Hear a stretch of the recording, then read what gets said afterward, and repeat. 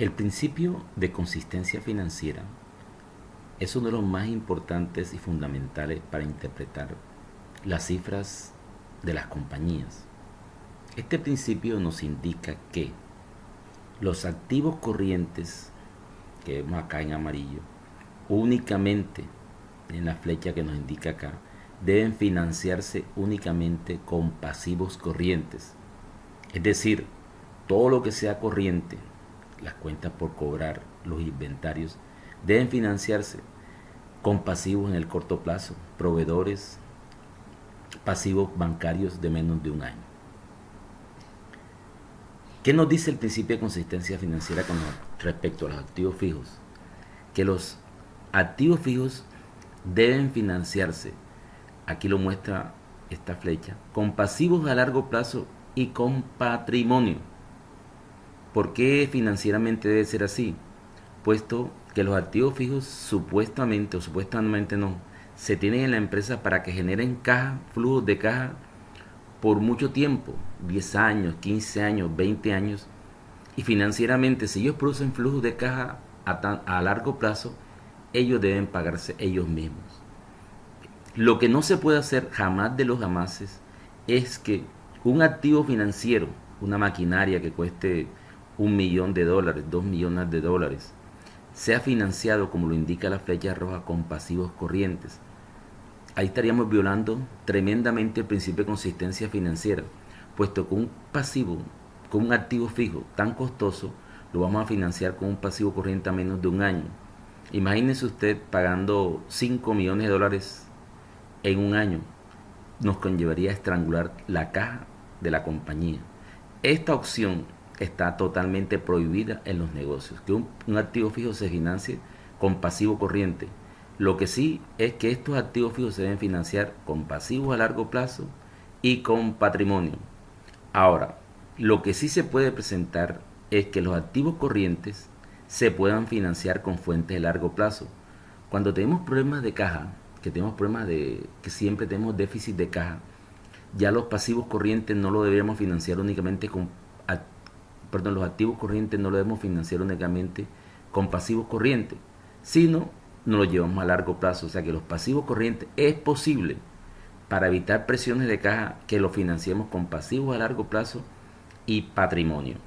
Entonces, ese es el principio de consistencia financiera, que dice, los activos corrientes se financian únicamente con activos corrientes y es posible, cuando tengamos problemas de caja, que se financia con fuentes de largo plazo, como son pasivos de largo plazo y patrimonio.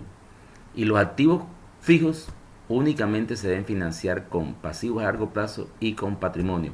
Queda prohibido en los negocios, en el área financiera, financiar un activo fijo con pasivos corrientes. Esto es lo que nos indica lo que es el principio de consistencia financiera. Luego vamos a mirar un concepto financiero también, que es el capital de trabajo. Capital de trabajo no es más sino lo que yo dispongo para operar mi negocio. Recordemos que una empresa tiene una maquinaria y hay que colocar el capital de trabajo. ¿Qué es el capital de trabajo? Los inventarios, las cuentas por cobrar para poder operar mi negocio. Entonces miremos que existe el capital de trabajo, matemáticamente es activo corriente menos pasivo corriente. Dese cuenta que el principio de consistencia financiera queda bien. Este menos este, ¿cierto? Eso puede dar un número.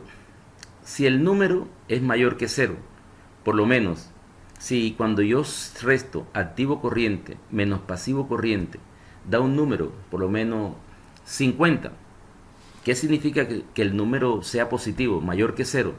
Significa que parte de los activos corrientes se financian con pasivos a largo plazo o con patrimonio. Por lo menos, si nosotros tenemos que el activo corriente es igual a 100 y el pasivo corriente sea igual a 50, el capital de trabajo va a ser igual a ¿qué? A 100 menos 50. ¿Cuánto da esto? Nos da la suma de capital de trabajo igual, igual a 50. ¿Qué significa ese 50? Que parte, como el activo corriente es 100 y el pasivo corriente apenas es 50, los 50 que quedan, o sea, parte del activo corriente es financiado vía pasivo a largo plazo o vía patrimonio.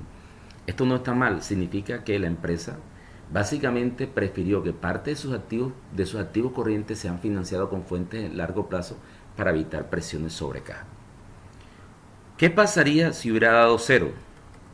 En este caso, supuestamente los pasivos corrientes fueran 100 también. ¿Qué significaría? Que los activos corrientes son 100 y los pasivos corrientes son 100, significa que el capital de trabajo, ¿cuánto es? Cero. ¿Cero qué significa? Que básicamente los activos corrientes están financiándose totalmente con pasivos corrientes. ¿De acuerdo?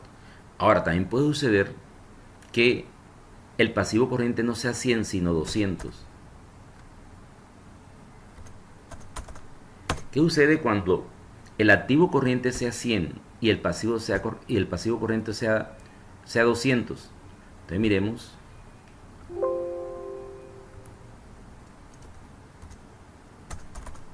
¿Cuánto nos da? El capital de trabajo nos dice que nos da menos 100.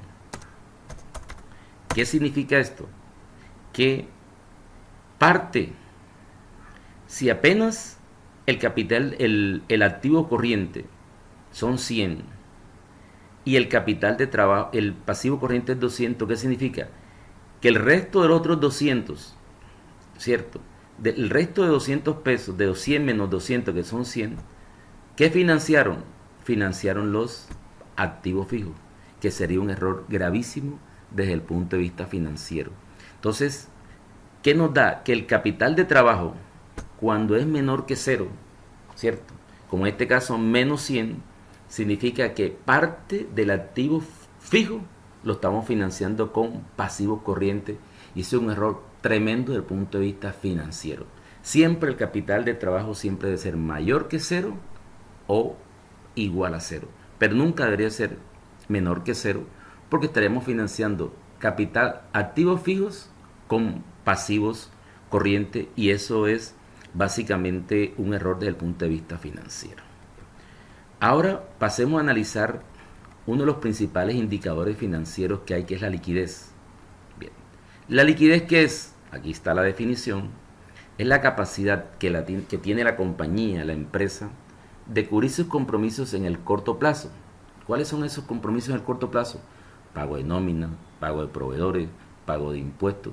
Todo lo que tiene vigencia que hay que pagar en menos de un año. Eso es la liquidez de la compañía. Uno siempre tiene que entender que las personas, las empresas deben aprender a cubrir sus compromisos en el corto plazo. ¿Para qué? Para que no se riegue en el mercado que la empresa está ilíquida y incurre en algo importante, se llama los costos de quiebra. ¿Qué son los costos de quiebra? Los costos de quiebra no son nada más ni nada menos que se ríe en el mercado que la compañía en la que yo estoy, en la que yo presido, en la que yo manejo, en la que yo soy presidente o gerente, no tiene plata para cubrir sus compromisos de empleados, de nómina, de proveedores, etcétera, de bancos. Y con eso, cada día los bancos, los proveedores, cada día le quitan la posibilidad de hacer negocio con esa compañía. Es importante que siempre lo que más debe cuidar una compañía es la liquidez, es la capacidad de cubrir sus compromisos en el corto plazo. Veamos unas razones, unos indicadores financieros que me van a permitir a mí calcular cómo es la liquidez de mi compañía. El primero se llama razón corriente. Esta razón corriente en su momento, hace 100 años, era la razón por excelencia, porque todo lo que se producía se vendía. Hoy en día es un poquito complicado nosotros, pretender creer que todo lo que nosotros produzcamos lo vendamos. Si fuera así, no hubiese problema, pero en realidad lo que uno vende, lo que uno produce, no necesariamente lo vende. A uno le quedan inventarios y bastante inventario, por la cual esta razón cada día la miran de una manera un poquito más conservadoramente. nosotros miramos que la razón corriente va a ser igual al activo corriente entre pasivo corriente. Son dos cifras del balance general, ¿cierto? Vamos a asumir que en el ejercicio que con los datos que habíamos dado de la compañía en el video 1, nos da activo corriente 1000 y pasivo corriente 1000 nos da 1. ¿Qué significa la razón corriente de 1? Significa que por cada peso que la empresa deba en el corto plazo, o sea, en menor de un año, la empresa tiene como respaldo un peso para pagar esos pasivos corrientes. Ese es el indicador ideal, que sea igual a 1 o mayor que 1. Si es mayor que 1, por lo menos se me hubiera dado 2. ¿Qué significa? Un 2. Y aquí en vez de 1 hubiéramos colocado 2. ¿Cierto? ¿Qué hubiera significado? Que nosotros, por cada peso que yo deba en pasivo corriente, la empresa tiene de respaldo 2 pesos. Si fuera 4, ¿qué significaba? Que mi empresa, por cada peso que yo deba en pasivo corriente, ¿cierto? Tengo 4 pesos de respaldo. Pero también es obvio que esta razón corriente, si tiende a ser muy alta, 5 o 10, incurre en unos costos de operación, porque quizás tengamos muchos activos que son costosos y muchas cuentas por cobrar. Lo ideal de esta razón es que esté alrededor de 1, ¿cierto? Donde la empresa diga que está manejando que los pasivos corrientes son muy cercanos, los activos corrientes son muy cercanos a los pasivos corrientes, que es el principio de consistencia financiera. Si hubiese dado el cálculo 0,5, 50.5, ¿qué significa? Que la empresa, por cada peso que yo deba, apenas tengo 50 centavos para cubrir cada peso de deuda. Y ahí ya viene un problema de liquidez. Ya los bancos y los socios, etcétera, miran con mucho detenimiento esta situación, porque es posible que haya problemas de liquidez en la compañía porque no tengo para pagar los pasivos corrientes. Obviamente, aquí viene un concepto importante, que es la calidad del activo corriente. ¿Qué significa la calidad del activo corriente? Recordemos que el activo corriente está formado por caja, que tiene liquidez inmediata a la vista. O sea, lo que tú tienes en el banco, esa es plata enseguida, que te la dan, se te convierte y puedes pagar, dispones con ella, tú dispones de ese dinero. Pero las otras cuentas que forman parte del activo corriente son los inventarios y las cuentas por cobrar. ¿Cuál es la dificultad que tenemos en estas dos cuentas? Que tanto los inventarios como las cuentas por cobrar, nosotros no sabemos cuándo se convierte en efectivo. Por lo menos, si nosotros tuviéramos una empresa que tuviera un almacén, que tuviera una tela que no se vende, imagínense uno con esa tela, un inventario altísimo, pero no significa que ese inventario altísimo, ¿cuándo lo vamos a vender si de pronto ya esa tela, ya las personas no lo están demandando y queda un inventario altísimo? O sea, necesariamente para que el activo corriente como inventario sea de buena calidad, es la capacidad que tiene ese inventario de generar venta, o sea, que se produzca en venta de una manera más rápida, ¿cierto? Y las cuentas por cobrar, también tenemos dificultad. ¿Cuándo son de buena calidad? Cuando se demoran poco tiempo en que se conviertan en efectivo, o sea, que yo las pueda cobrar. O sea que definitivamente este indicador activo corriente tiene la dificultad que del numerador, en la parte del numerador, tenemos cuentas que no sabemos cuándo realmente se convierta en efectivo. En cambio, el pasivo corriente que yo sí tengo fecha exacta en que yo le deba pagar al proveedor. Si el proveedor me da 60 días, le debo pagar 60 días. Si me da 30 días, debo pagarle a 30 días. Si me da 45 días, debo pagar 45 días. ¿Qué pasa si el proveedor me dice, yo le voy a dar 30 días de pago y yo no le pago a los 30 días? Significa que la próxima vez que el proveedor me vaya a hacer una factura, supuestamente me va a cobrar un poquito más porque sabe que yo demoro en pagarle. O sea, se pierde la imagen crediticia. Lo mismo con los bancos. Los bancos, si a ti te dicen en tal fecha, los 5 de cada mes, usted tiene que ir a pagar la cuota del banco. ¿Y qué tal que no la pague? Si no la pagas, te cobran intereses de moratorios, y cuando la próxima vez vayas a refinanciar o vayas a adquirir otro crédito, no te van a dar tan fácilmente crédito, y es posible que te den una tasa de interés más alta, porque el riesgo que implica la compañía que usted maneja, que digamos que demora algún tiempo en pagar. Entonces, ¿qué podemos decir? Que los activos corrientes tienen la calidad de los activos corrientes depende de la capacidad que ellos tienen de convertirse en efectivo, que de los inventarios podamos nosotros venderlos y que de las cuentas por cobrar que tengamos las podemos convertir en efectivo. Entonces, este indicador básicamente uno tiene que analizar, no tanto es que dé mayor que uno, sino que uno tiene que mirar cuál es la calidad de los activos. Por ejemplo, si yo tengo un depósito de cervezas, es posible que yo tenga un indicador de 0,30, ¿cierto? Dirán, muy bajito, pero resulta que un depósito de cerveza maneja y rota muy rápido, o sea que la cerveza se vende con mucha frecuencia, especialmente los fines de semana. Entonces, a pesar de que tenga un índice de liquidez bajo, pero la calidad del inventario es altísima. ¿Por qué? Porque rota muy rápido. En un fin de semana, si una empresa que distribuye cerveza tiene 500 cajas de cerveza, lo más seguro que el día lunes ya no tenga nada. Entonces, uno tiene que mirar no tanto el indicador como tal, sino mirar la calidad del activo corriente. Hace 100 años, en la época donde todo se compraba, todo se vendía, perdón, todo lo que se producía se vendía, este indicador, y no había crédito ni cartera amorosa, este es el indicador por excelencia.